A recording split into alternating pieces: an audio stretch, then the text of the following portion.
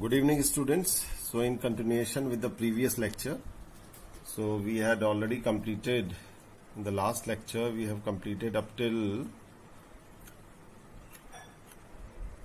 participating preference shares. So participating preference shares, as I already told you, are those kind of shares which after giving some dividend to the preference shareholder as well as to the equity shareholders, some surplus is left. So these participating preference shares, they also get some extra dividend out of this surplus, right? Now, again coming to the next, non-participating preference shares. So these shares do not participate in any dividend out of the surplus profit generated. So these are called as non-participating. But generally you have to remember one thing, that preference shares are generally non-participating. If they are participating preference shares, then it is specifically to be mentioned. In my last video also I have told you that it has to be specifically mentioned that these are participating preference shares. Now next, coming to the convertible and non-convertible.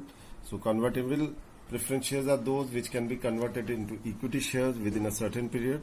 That is, the holder of these shares have a right to convert these shares into equity shares. So it is pretty easy to understand that their status of shares from preference shares changes into equity shares. So they are called as convertible because they are converted into equity shares. Non-convertible, as the name suggests, you can see, are those which cannot be converted into equity shares. Obviously they are non-convertible shares.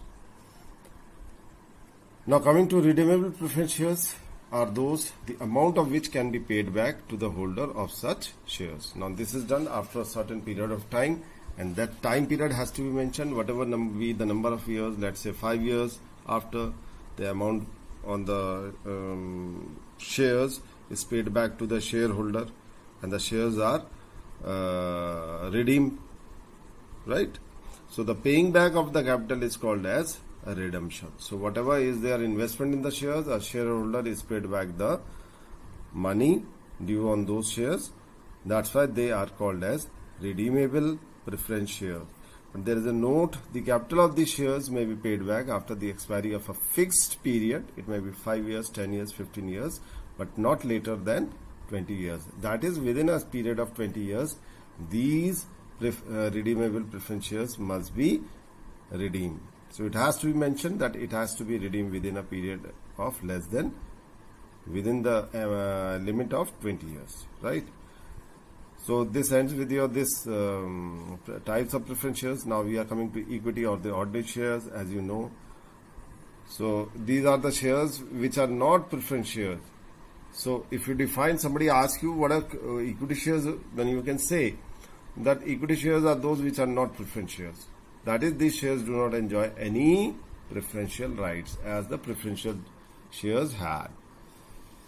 Thus, for the purpose of payment of dividend and repayment of capital, the equity share ranks after preference shares, right? They are in second number after preference shares. They are given the dividend, or in terms of repayment of capital, their position comes at the second place. So the equity share rank after the preference shares, and generally their rate of dividend is also not fixed. It may vary from year to year, but in preference shares generally it is fixed.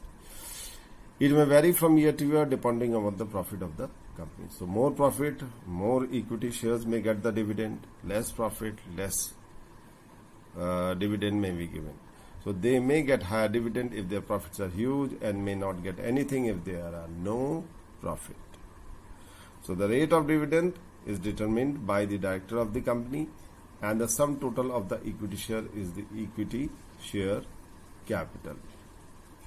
So in terms of share also, there can be preference shares capital and equity share capital as to share capital. These are the subdivisions within the capital. So I hope this thing is also clear. Now we are coming to a main topic, and that is your allotment of shares. So we all know that we have to apply to get our shares by writing an application to the company, right? So the prospectus issued by the company is an invitation of the company to the public to subscribe to its shares. So it is a kind of invitation made to the public so that they may purchase the shares of the company. I will continue in the next video.